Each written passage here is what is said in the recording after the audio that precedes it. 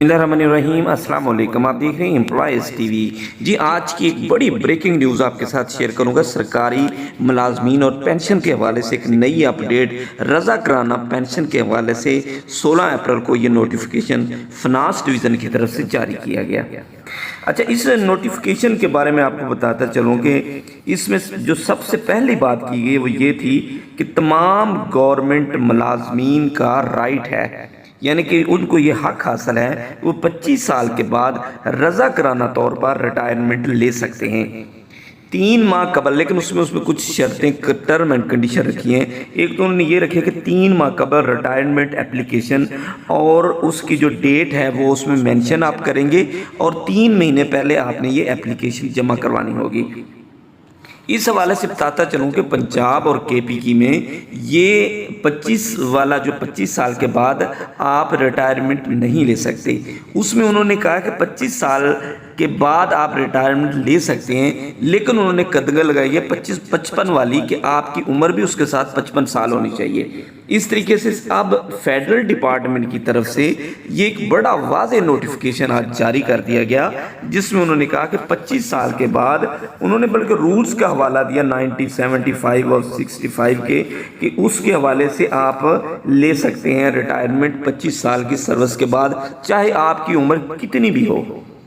अगर और इसमें 3-4 चीज़ें और भी उसमें बताई हैं कि आप अगर फाइनल जो एप्लीकेशन देते हैं तो उसमें आप अपनी डेट फिक्स कर देते हैं कि इस डेट को मैंने रिटायरमेंट लेनी है, लेकिन उसके बाद उसको आप विदड्रा नहीं कर सकते, ना ही उसमें कोई तरमीम कर सकते हैं। और काफ़ी केसेस ऐसे आए हैं जो 25 साल जिनमें पूरे नहीं हुए, यानी उसका ये होता है कि 25 साल के बाद आप एप्लीकेशन दे दी, जब उस केस को देखा गया तो उसमें कोई एक्स्ट्रा ऑर्डिनरी आपकी लीव्स भी थी, तो उस हवाले से बताता चलूँ कि एक्स्ट्रा ऑर्डिनरी जो लीव की सूरत में उतनी सर्विस कट जाती है तो 25 साल पूरे नहीं होते, तो वो अथॉरिटी जो होती है परेशान होती है, आप मुलाजमीन परेशान होती है कि मेरे 25 साल पूरे हो गए लेकिन मुझे रिटायरमेंट नहीं मिली।